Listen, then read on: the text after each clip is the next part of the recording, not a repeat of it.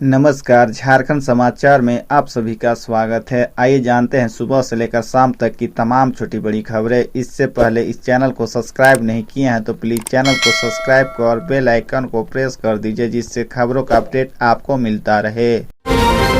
15 नवंबर से रांची में चलेगी 244 नई सिटी बसें। रिंग रोड तक सफर कर सकेंगे बेहद किफायती दर पर। शहरी परिवहन व्यवस्था को दुरुस्त करने के लिए राज्य सरकार 15 नवंबर को राजधानी की सड़कों पर 244 नई सिटी बसें उतारेगी। इसमें 24 एसी व 220 सामान्य बसें होगी। बस खरीदने के लिए नगर निगम ने गुरुवार को टेंडर निकाल दिया है। 17 जुलाई को प्री बिड मीटिंग होगी। 7 अगस्त तक टेंडर पेपर जमा किया जा सकता है। वही टेंडर में भाग लेने वालों का बिड 10 अगस्त को खोला जाएगा। नई व्यवस्था में सिटी बस सेवा का विस्तार रिंग रोड तक किया जाएगा। बसों का परिचालन शहर के अलग अलग रूटों में एक छोर से दूसरे छोर तक किया जाएगा, ताकि शहर के लोग कम पैसे में सफर कर सके। आम लोग इस बस सेवा का लाभ अधिक से अधिक ले, इसके लिए इसका किराया कम रखा जाएगा। कुल मिलाकर नो प्रॉफिट नो लॉस पर सेवा दी जाएगी।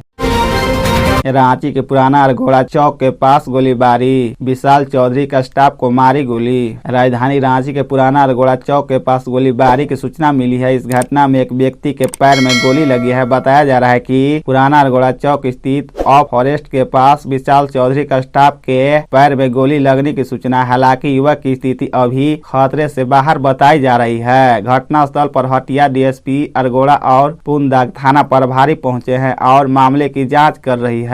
मिली जानकारी के अनुसार युवक का नाम रंजीत बताया जा रहा है। रंजीत विशाल चौधरी का स्टाफ है। उसे 2 गोली मारी गई है। गोली उसके पैर में लगी है। फिलहाल ऑर्किड अस्पताल लाया गया है, जहां उनका इलाज किया जा रहा है। इधर बताया जा रहा है कि बाइक सवार अपराधियों ने इस घटना को अंजाम दिया है। आज और कल झारखंड में होगी भारी बारिश। बंगाल खाड़ी में निम्न दबाव बनने का दिखेगा असर। मौसम विभाग ने 7 और 8 जुलाई को झारखंड के इलाकों में माध्यम से भारी बारिश के साथ वज्रपात की चेतावनी दी है। मौसम वैज्ञानिक अभिषेक आनंद के अनुसार झारखंड में फिलहाल मानसून कमजोर है, लेकिन बंगाल की खाड़ी में निम्न दबाव वाला क्षेत्र बनने व पश्चिम बंगाल और उड़ीसा के बीच साइक्लोनिक सर्कुलेशन बनने से झारखंड में 12 जुलाई तक आकाश में बादल छाए रहेंगे व रुक रुक कर बारिश होने की संभावना है। बता दें कि राजधानी रांची और आसपास के जिलों में कल रात से ही रुक रुक कर माध्यम से भारी बारिश हो रही है। विभाग के मुताबिक 8 जुलाई तक राज्य के कई जिलों में भारी बारिश होगी। इस दौरान वज्रपात की भी आशंका है। ऐसे विभाग ने लोगों से सावधान रहने की अपील की है। वज्रपात को लेकर मौसम विभाग ने किसानों को बारिश के समय खेत में नहीं जाने और लोगों को पेड़ और बिजली के खंभों के पास नहीं रहने की चेतावनी दी है।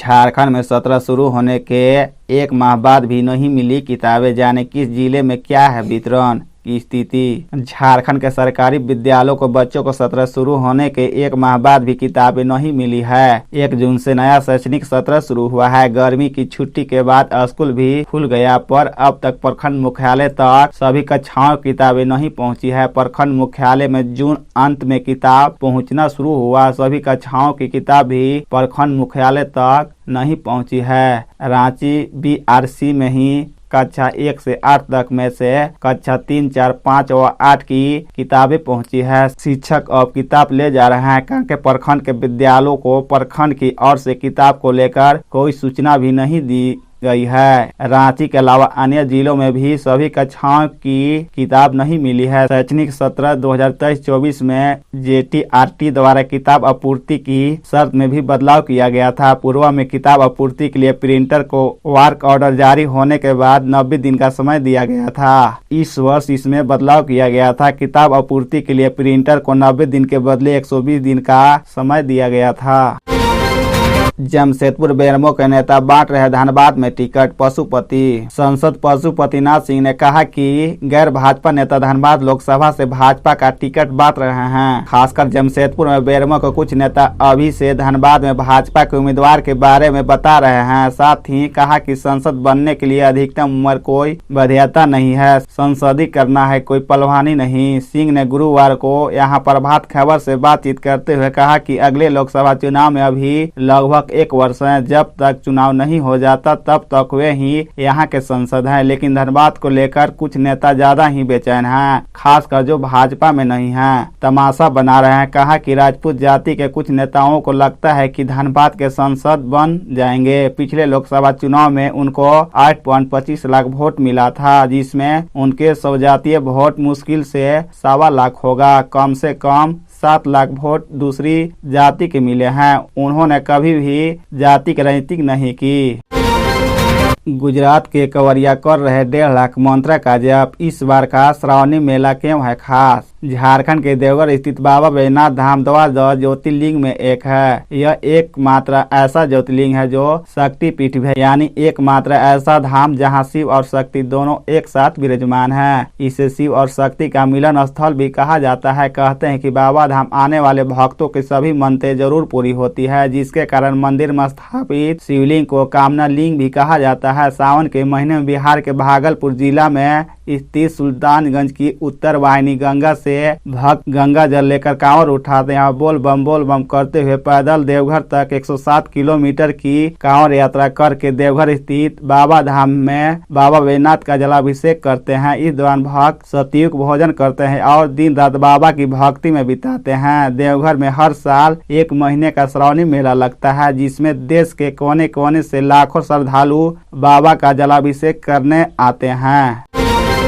लोहरदगा में रात भर हो रही बालू की अवैध ढुलाई। 3000 रुपये प्रति ट्रैक्टर बिक रहा है। लोहरदगा शहरी क्षेत्र में एक बार फिर से बालू का अवैध कारोबार शुरू हो गया है। लोहरदगा शहर के आसपास विभिन्न नदियों से अवैध रूप से बालू उठाकर ट्रैक्टरों में रात भर शहर के विभिन्न इलाकों में बेचा जा रहा है। 2 दिनों तक बालू की ढुलाई बंद रहने के बाद एक बार फिर से जब बालू का अवैध कारोबार शुरू हुआ है तो बालू की दर काफी ऊंचा हो गया है। एक ट्रैक्टर बालू से 4000 रुपये ट्रैक्टर के दर से बेचा जा रहा है। बालू का अवैध कारोबार करने वाले ट्रैक्टर संचालक बताते हैं कि इस बार सौदा ऊंची कीमत पर हुआ है, इसलिए बालू कीमत भी बढ़ा दी गई है। बरसात का समय है और लोगों को बालू की जरूरत है। वैसे में ऊंची कीमतों पर बालू खरीदारी करनी लोगों की मजबूरी है और इसी मजबूरी का नाजायज फायदा बालू माफिया उठा रहे हैं। पुलिस प्रशासन और खनन विभाग इस मामले में चुप्पी साधे हुए हैं। पहले बालू की धरपकड़ के लिए अभियान चलाया जा रहा था।